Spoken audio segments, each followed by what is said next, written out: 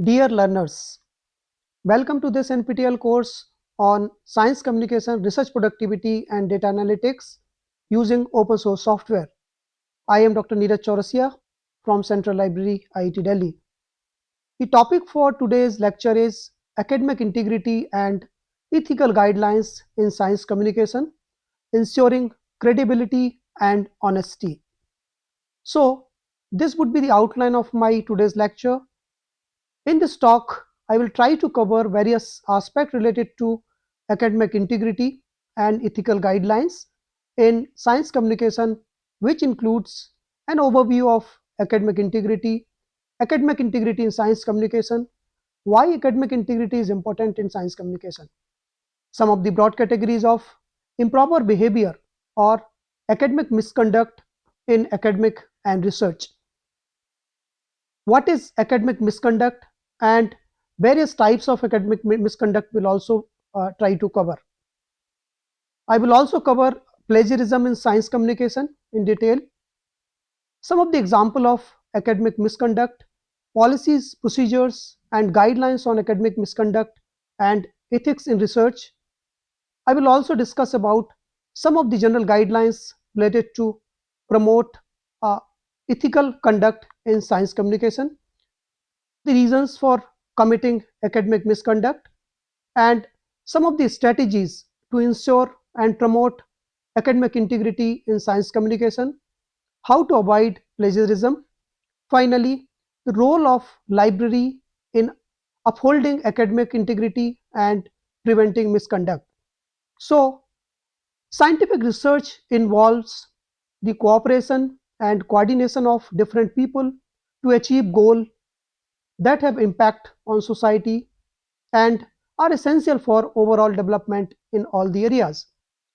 As we all know that the research requires experimentation, data analysis, writing research papers, grant proposals, and educating future scientists. So, it is essential that research is carried out in a way that are ethically correct. When we talk about academic integrity, it is a fundamental aspect of science communication that ensures honesty, trustworthiness, and reliability in dissemination of scientific knowledge. Maintaining academic integrity in science communication is crucial for building and sustaining the credibility of scientific research. It involves upholding ethical standards and ensuring honesty, transparency, and fairness in the process of production and dissemination of research finding. Academic integrity can be considered a form of social contract among academic community members. Thus, it occupies a prominent position in any research projects. However, there has not been so far a standard definition for this term on which a student or researchers can rely. Consequently, how to handle or cope with violations of academic integrity has become more complex. Now, what is academic integrity? Academic integrity is a broad term that includes research integrity and research ethics, as well as appropriate behavior in non-research settings such as avoiding plagiarism, cheating, and copyright infringement. It is a set of ethical principles that members of an academic community follow. It means being honest and taking responsibility for academic work.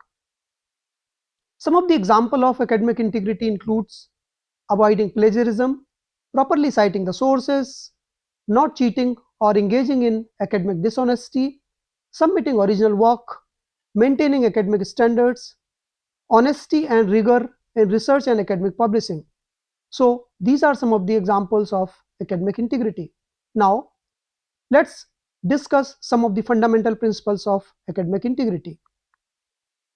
According to International Center for Academic Integrity, ICAI, academic integrity is a commitment to 6 fundamental values, which are honesty, trust, fairness, respect, responsibility, and courage. So, I would say that these are the 6 pillars of academic integrity. When we talk about the academic integrity in science communication, academic integrity is a fundamental aspect of science communication that ensure honesty, trustworthiness, and reliability in the dissemination of scientific knowledge. Here, I would like to highlight some of the key principles and consideration related to academic integrity in science communication. So these are honesty and transparency.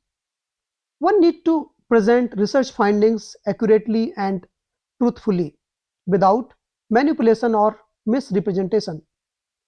Clearly disclose any conflicts of interest that may influence the research or its interpretation. Second one is citation and attribution. One need to give proper credit to the original sources of information by citing them appropriately in your work. Avoid plagiarism by accurately paraphrasing and quoting sources, and provide proper citations for all borrowed information. Third one is data integrity. Ensure the accuracy and reliability of data presented in the scientific communications. Clearly state the methods used to collect and analyze data, allowing others to replicate the research. So this is how this data integrity is also a very important principle. Other one is peer review. One has to submit research work to peer-reviewed journals to undergo a rigorous evaluation process by experts in the field. Engage in constructive peer review when assessing the work of others, contributing to the improvement of scientific knowledge. So this is how peer review is very important. Other one is authorship and contributorship. Clearly define authorship criteria and acknowledge the contributions of all individuals involved in the research. Also, avoid honorary authorship and ensure that all listed authors have made substantial contributions to the study. So, these are the 5 important key principles and consideration related to academic integrity in science communication, which all are very, very important. Now, why academic integrity is important? Academic integrity is important because it affects the entire academic community. It is the act of being honest, fair, respectful, and responsible in your studies and academic work. Academic integrity is built on the principle of fairness, honesty, trust, respect, responsibility, and courage, as we have already discussed. Maintaining research integrity is a critical ethical consideration in academic writing. Now, let's discuss about the academic misconduct. What is academic misconduct? Research misconduct or scientific misconduct refers to action and behaviors by researchers that fails to honor the integrity of research. Research misconduct is defined as the falsification, fabrication, or plagiarism in conducting, planning, reporting, or reviewing the research. Simply, simply put, research misconduct is any intentional deviation from ethical research practices. Let's talk about the broad categories of improper behavior or academic misconduct in academics and research. There are different types of research misconduct or scientific misconduct and unethical practices in research. Some of the most common type of academic misconducts are fabrication, falsification, plagiarism, authorship, conflict of interest, cheating, approvals. Some of these research misconducts have been explained here. Like first one is fabrication. Fabrication is the intentional act of making up data or results and recording or reporting them. This refers to the practice of making up data without having done the required research. Research misconduct covers not only the act of fabrication but also the sharing, discussing, or publishing of this fabricated data or result. For example, in the social sciences, a researcher completing a questionnaire for a fictitious subject that was never interviewed, or the practice of adding fictitious data to a real data set collected during an actual experiment. Similarly, in the biological sciences, the creation of data sets for an experiment that was never actually conducted is also one of the example of fabrication.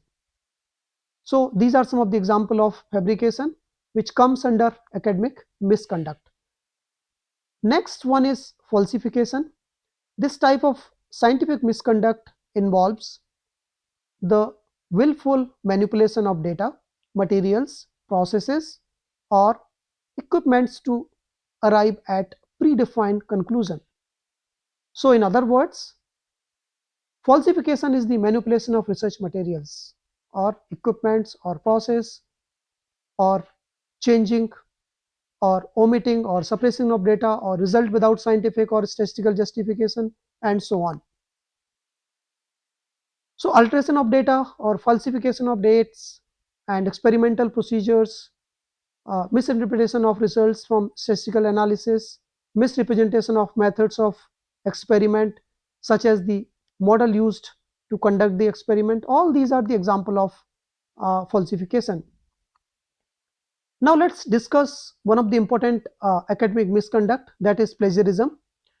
This is one of the most common type of scientific misconduct and involves using another person's ideas, content, writings, processes or results and passing them off as your own without giving due credit. Plagiarism is a critical ethical issue in academic writing, and it can lead to severe consequences such as loss of credibility and legal actions and so on. Other one is authorship. This type of scientific misconduct in research include attempts to assign false authorship without adequate contribution to research, mentioning authors without their consent, or failing to include authors who are original contributors. Naming authors in the wrong order or incorrectly is also considered unethical. So this comes under this. Conflict of interest is another kind of academic misconduct. This can be classified under general scientific misconduct and involves lapses by researchers in declaring any conflict of interest in their research work. These conflict of interest may be financial, personal, and professional, and need to be reported appropriately to avoid any ethical issues. Conflict of interest is not restricted to personal or financial gain. It extends to a large gamut of professional academic activities, which includes peer review, serving on various committees, etc. Cheating is another form of unacceptable academic behavior and may be classified into different categories. For example, copying during exam, copying of homework assignments, term papers or manuscripts, allowing or facilitating copying, or writing a report or exam for someone else. Also, using unauthorized material, copying, collaborating when not authorized, and purchasing or borrowing papers or materials from various sources. Fabricating means making up, or falsifying means manipulating the data and reporting them in thesis and publications. All these are the example of cheating. Now next type of academic misconduct is approvals. One of the most important aspect of research that involves human or animal subject is adhering to all the ethical approvals and legal guidelines.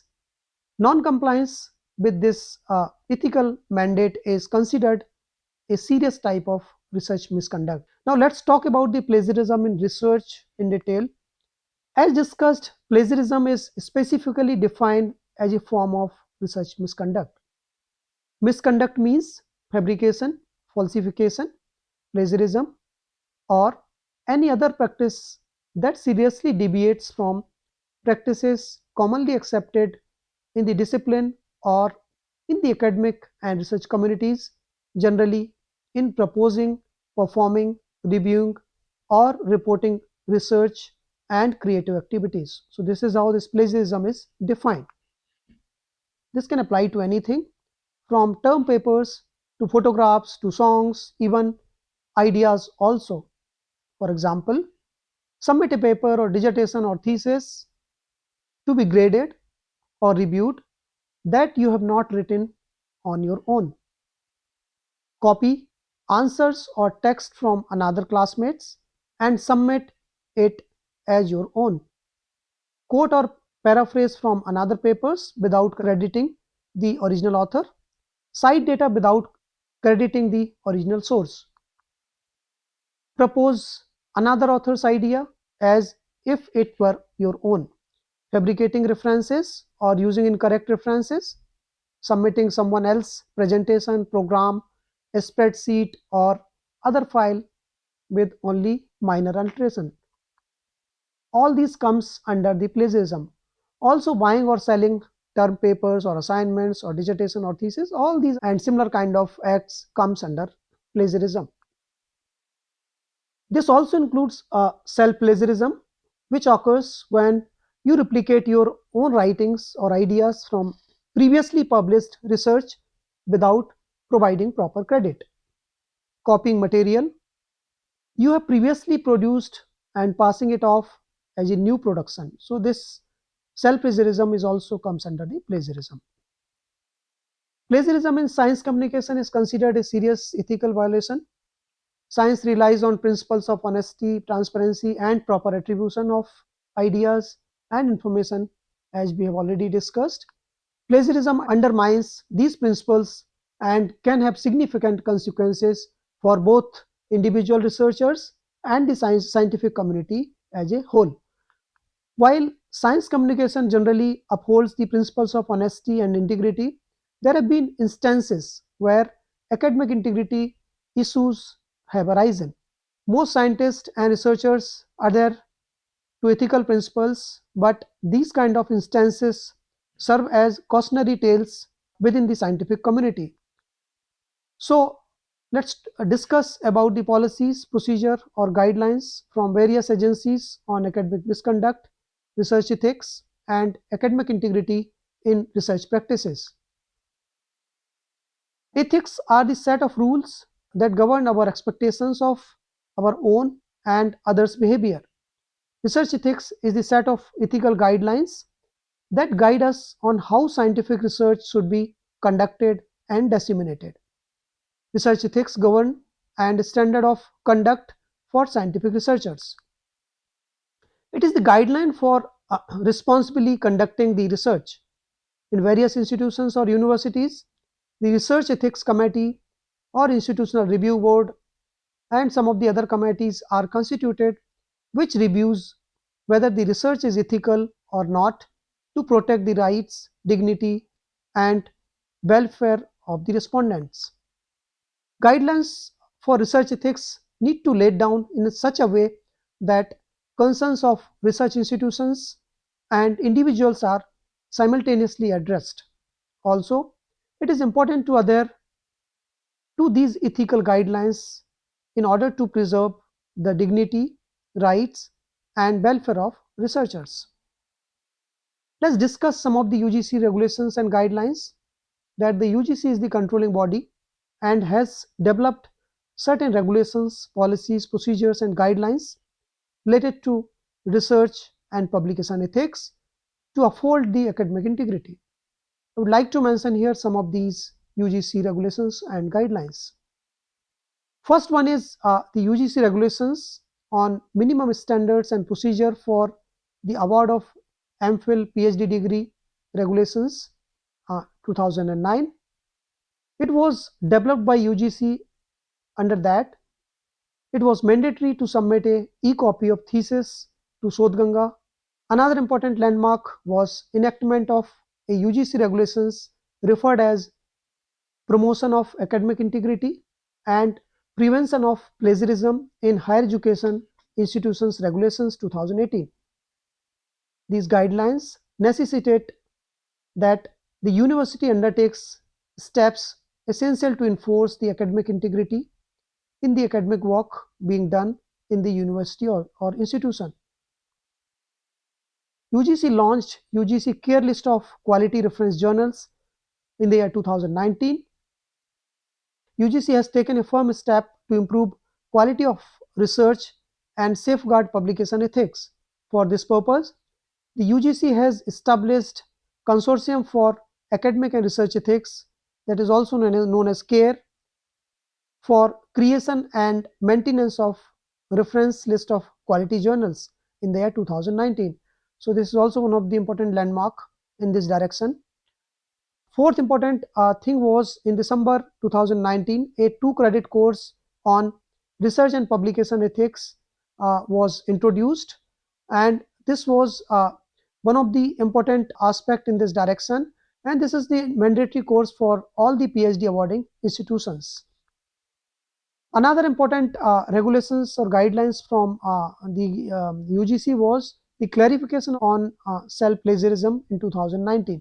Another guidance document, Good Academic Research Practice, was prepared in the September 2020. So these all are very important regulations or guidelines from UGC, and I will request all the learners, please go through all these documents if you have not already gone. So here BLIS professionals can play an important role to train the researchers about the academic integrity, about plagiarism, how to detect and avoid plagiarism, research ethics, and so on. Misconduct in science communication can undermine the integrity of scientific research and hinder the public's trust in scientific information. Here are some of the general guidelines to promote ethical conduct in science communication, which may includes accuracy and truthfulness. So communicate information accurately and truthfully. Clearly distinguish between the established facts, hypotheses, and personal opinion. Peer review and citations is also one of the important guideline in terms of the in terms of promotion of ethical conduct in science communication, which include base your communication on peer reviewed and reputable sources, clearly attribute information to its original sources and provide proper citations, acknowledge uncertainties and limitations in the research. Other important guideline is conflict of interest. So one should always disclose any potential conflicts of interest that may affect your objectivity. Be transparent about funding sources and affiliations. Also respect the privacy and confidentiality of individuals involved in the research. Obtain informed consent before sharing personal stories or information. So this respect of privacy is very, very important. Other important guideline is avoiding plagiarism. So for this, always give proper credit to the original author when using their work or ideas. Do not present someone else's work as your own. Clear communication is also one of the important guidelines for promoting the ethical conducts in science communication, which includes use clear and accessible language that is understandable to broad audience. Avoid jargon or technical language when communicating with non-experts. Balance and fairness also one of the important guidelines. One should present a balanced view of scientific controversies, acknowledge alternative viewpoints and uncertainties without bias. Engage with the public. So for this, foster open and honest communication with the public. Respond to questions and criticism in a respectful manner. Also the social responsibility. One should also consider the potential societal impact of your communication. Be aware of cultural and social contact. Be aware of cultural and social context that may influence the interpretation of your message. So social responsibility is also very important guideline. Continuous learning, which is again very important aspect of this ethical conduct. Stay informed about new development in your field. Update your communication if new evidence emerges that contradict previous information. So always try to update your communication. Professional integrity is also very important. Uphold professional standards of integrity and honesty in all the communication activities. Report any misconduct you observe within the scientific community. So this is how this professional integrity is very important. Please remember that these guidelines are not exhaustive and ethical consideration may vary in different contexts. Basically, scientists and science communicators should be committed to maintaining the highest standards of integrity and promoting a culture of transparency and accountability in science communication. If academic and research misconduct reported, there may be penalties as per the level of misconducts. As per the UGC regulations, promotion of academic integrity and prevention of plagiarism in research in higher educational institutions regulations 2018. Uh, this regulation graded plagiarism into 4 levels based on the amount of similarity quantified through plagiarism detection software. As per the UGC Promotion of Academic Integrity and Prevention of Plagiarism in Higher Educational Institutions Regulations 2018, the regulations this regulation grades plagiarism into 4 levels based on the amount of similarity quantified through plagiarism detection software. So plagiarism level 0, that is similarities up to 10%. So attracts no penalty. When we talk about the level 1 plagiarism, when the similarities are between 10% to 40%, the students would be asked to resubmit the revised script of their thesis within a stipulated time, not exceeding 6 months. If the document is academic or research publications, the author would be asked to withdraw the manuscript. So this is how level 1 plagiarism is defined in this regulation 2018. Level 2 plagiarism, under that it is prescribed that level 2 plagiarism is from 40 to 60%, is debarring the student from submission for 1 year. Level 2 plagiarism in publication will lead to the loss of 1 annual increment, and such faculty will not be allowed to supervise research scholars for 2 years in addition to withdrawal of said manuscript. Let's talk about level 3 plagiarism. When similarities are over 60%, such students' registrations for the program would be cancelled, and in the case of research papers, the faculty will be denied 2 successive annual increment, and they are denied the opportunity to guide the research scholars for 3 years. The repeated instances of plagiarism by an individual would attract a higher penalty also. So these are the provisions of UGC regulations 2018.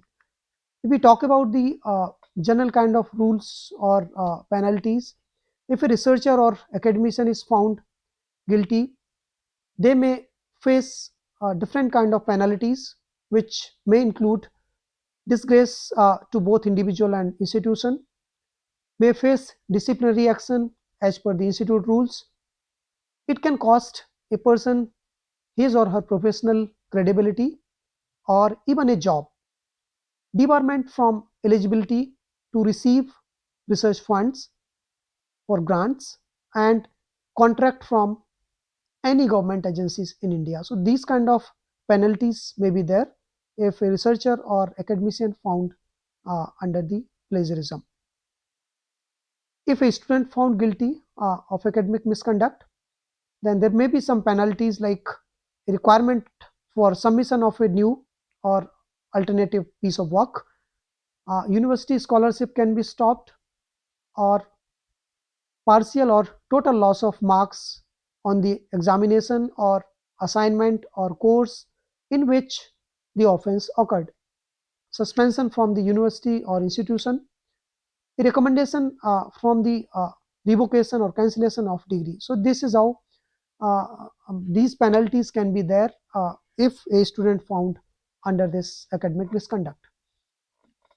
As far as publishers' policy on plagiarism is concerned, so there was a committee on publication ethics that is known as COPE, that was established in 1997 by a small group of medical journals editors in UK, but now It has more than 9,000 members worldwide from all the academic fields.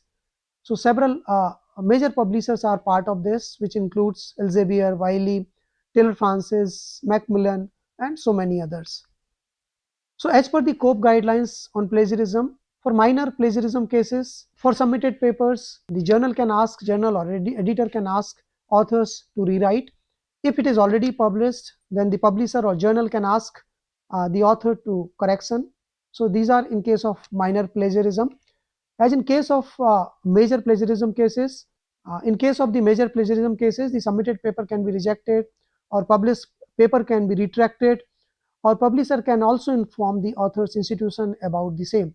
An institute can take the decision based on the kind of plagiarism. So the action is completely depending on the publisher or journal policies, what kind of action they want to take. Now let's discuss about the reasons for committing the academic misconduct. Over the time, there have been varied reasons for researchers for committing the scientific or research misconduct. One of the reasons for this is career or study pressure. An important factor often associated with research misconduct is the undue pressure researchers face. They need to conduct original research in a fast-paced environment, publish frequently in peer-reviewed journals, and procure funding from research projects to advance their research career. So this, along with the need to multiple responsibilities against tight deadlines, create undue stress to succeed at any cost. Other important reason for committing the academic misconduct is researchers' personal psychology and pressure to succeed. Some researchers may be overly driven by a desire to quickly attain a strong professional reputation or even financial gain, which, which could push them to research misconduct. Another important reason for this committing academic misconduct may be the lack of appropriate training and skills, or you can say the inadequate training and awareness.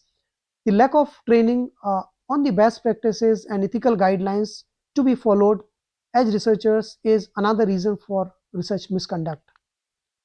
Inadequate enforcement of policies related to academic integrity can contribute to the culture where unethical behaviors is tolerated.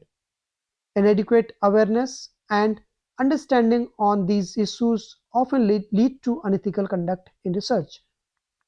And the insufficient supervision or mentoring may also one of the important reason, which relates to situation where researchers, especially early career researchers, fails to receive sufficient and appropriate support from the immediate supervisors or from their affiliation institutions.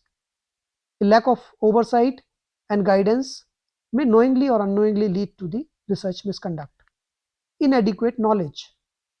Scientific misconduct can occur if the researcher does not have sufficient knowledge of topic or subject or on research best practices. Carelessness when conducting the research and reporting it are also considered research misconduct. Publishing pressure is also one of the important aspects of committing the research misconduct.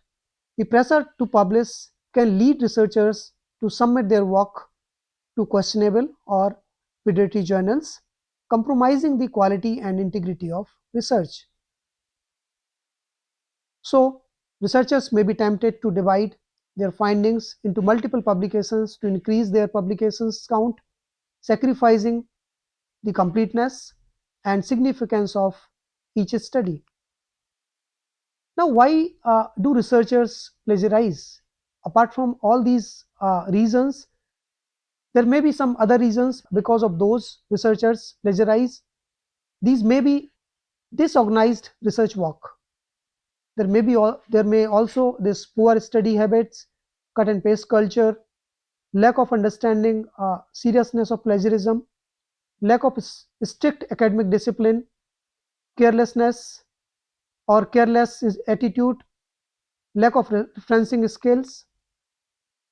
English as an international language in many non-English speaking countries is also one of the reason for this plagiarism, funding and career advancement, balancing ethical standards with research goals, inadequate education on academic integrity principles can contribute to unintentional violation. Addressing these challenges related to academic misconduct requires a multifaceted approach, which can include the promotion of culture of academic honesty, clear communication of expectations, the use of advanced detection tools, and ongoing education on ethical behavior. So, a multifaceted approach is required. Now, what may be the strategies to ensure and promote academic integrity in science communication? Let's talk about this. Ensuring and promoting academic integrity in science communication is crucial for maintaining trust, credibility, and the advancement of knowledge. I would like to mention some of the strategies to achieve this, which may include uh, clear guidelines and policies.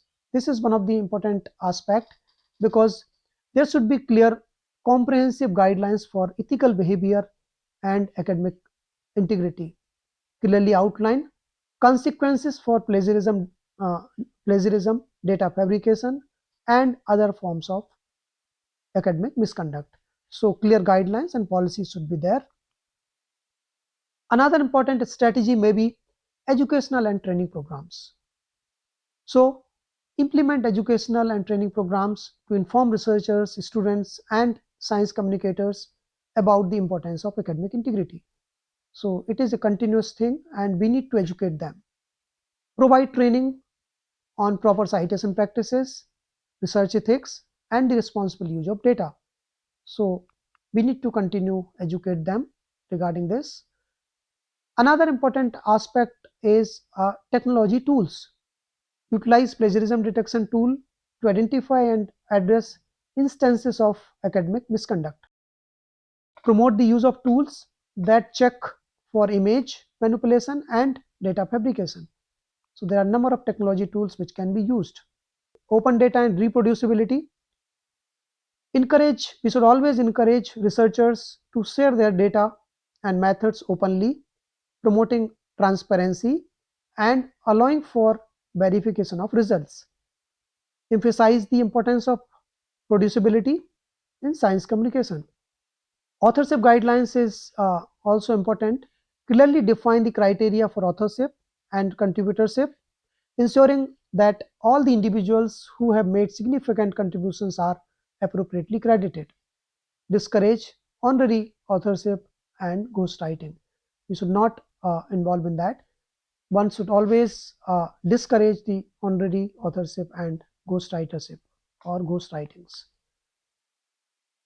Ethics committee, as far as ethics committee is concerned, we should always establish ethics committee or review boards to evaluate and address ethical concern in research and science communication. Provide a mechanism for individuals to report ethical violations, confidentiality. Mentorship and supervision. Foster a culture of mentorship and responsible supervision to guide students and early career researchers in ethical research practices. We need to encourage open communications between mentors and mentees about ethical consideration. Also the public awareness. Increase public awareness of importance of academic integrity, highlights the consequences of academic misconduct and the benefits of adhering to ethical standards. Ongoing evolution, regularly evaluate and update policies and practices to adapt to evolving ethical challenges, solicit feedback from the academic community to improve the effectiveness of integrity measures. Finally, creating the culture of integrity. If we are creating the culture of integrity, then I think this will be one of the important strategy in terms of the academic integrity. By implementing a combination of these strategies, academic institutions, publishers, and researchers can contribute to a culture of integrity and trust in science communication. So, how to avoid plagiarism? We have already discussed so many strategies, but for avoiding the plagiarism, the simple strategy is simply be honest.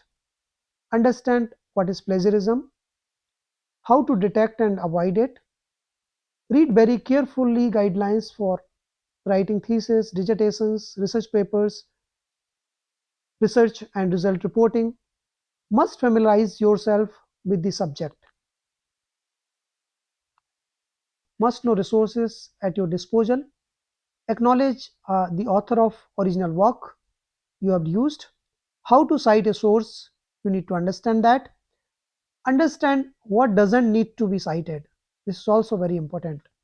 Put your research under open access for more visibility. If you are having more visibility, then the impact will be high of that research.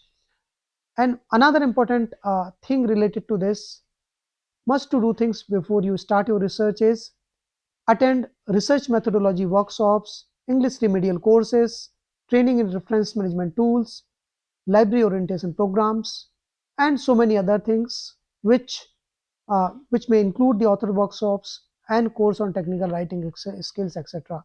So these are the things which the researcher can do before starting the research work. Now, what is the role of library or library professional in upholding academic integrity and preventing misconduct? Let's talk about the role of library in this direction. What kind of role a library professional or library can play in upholding academic integrity and preventing misconduct? In accordance with the UGC guidelines, the university or institutions is responsible for conducting awareness programs and trainings to sensitize and instruct students, faculty, researchers, and the staff members about proper attributions, seeking permission of authors where it was necessary, and acknowledgement of resources. So libraries can play a crucial role in upholding the academic integrity and preventing misconduct in various ways. Academic integrity is essential for maintaining the credibility and trustworthiness of educational institutions. There are several ways in which libraries contribute to promoting academic integrity and addressing academic misconduct. One of the important role of library is information literacy education. So libraries often provide information literacy programs to help students develop the skills needed to locate, evaluate, and use of information ethically. These programs educate students about proper citation, plagiarism, and the importance of giving credit to the original source. Library need to regularly conduct sensitization seminars, awareness programs on responsible conduct of research, thesis, dissertations, promotion of academic integrity, and ethics in education for students, faculty, researchers, and the staff members. So, library professionals the right person for educating the researchers and the faculty members about the plagiarism and its related matters. Another important role of library can be the accessing of or access to resources. Libraries offer a wide range of academic resources, including books, journals, and databases. By providing comprehensive and easily accessible resources, libraries uh, contribute to creation of a scholarly environment that encourages students to conduct thorough research and cite their sources properly. Under different services, libraries are trained to assist students and researchers in finding relevant and reliable sources. They can guide individuals on proper citation formats, avoid plagiarism, and understanding copyrights, regulations. Librarians serve as valuable sources for information ethics. Copyright compliances. Libraries play a key role in ensuring that educational material comply with the copyright laws. Librarians helps users understand copyright restrictions, fair use principles, and licensing agreements, promoting the responsible and legal use of material. Another important role of library or library professional may be in the field of anti-plagiarism tools or softwares. Many libraries provides access to anti-plagiarism softwares or tools that helps students and faculty identify potential instances of plagiarisms in academic work. Library need to train students, faculty, or research scholars and staff members in the use of plagiarism detection tools and reference management tools. Submitted content against a vast these tools compare submitted content against a vast database of academic and non-academic sources to detect similarities. Code of conduct enforcement. Libraries may have code of conducts that promote ethical behavior within their spaces. This may include guidelines on the appropriate use of resources, respect for others' work, and consequences for academic misconduct. So this can be very important role of library. Another important role of library is collaboration with academic institution. So libraries collaborate with academic institutions to develop and implement policies related to academic integrity. They may be involved in creating and updating institutional policies that address issues such as plagiarism, cheating, and research misconduct. Promotion of open access sources. Libraries often support open access initiatives, making scholarly information freely available to the public.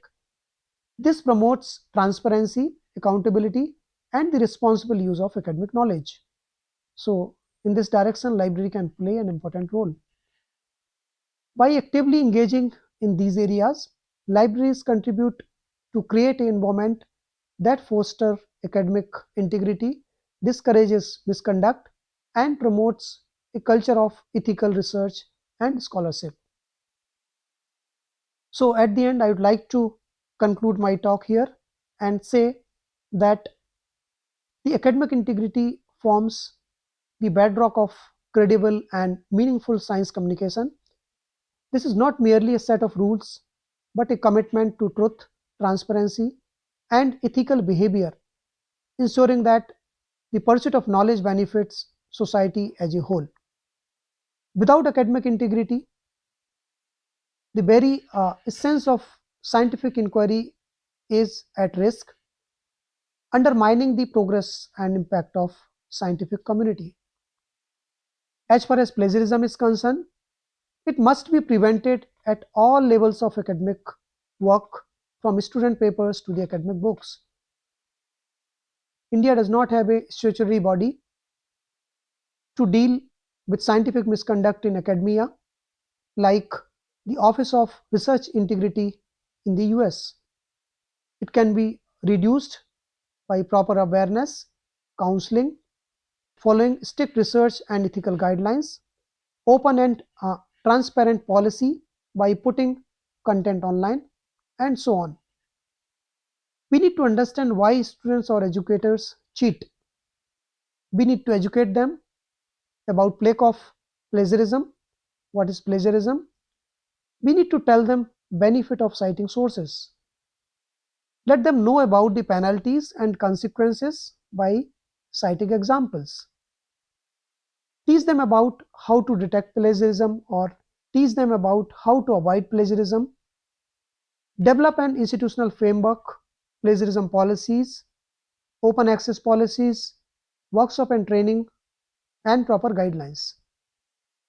Strengthening your library information systems and integrate it with your research processes. So librarians are best trained in dealing with such issues. At the end, I would like to express my sincere thanks to the authors of various internet sources used to prepare this presentation. Wherever possible, the links have been provided. However, any omission is duly regretted. The presentation is mainly prepared to create an awareness amongst students and the researchers about the plague of plagiarism. So thank you once again for joining this NPTEL course. Thank you.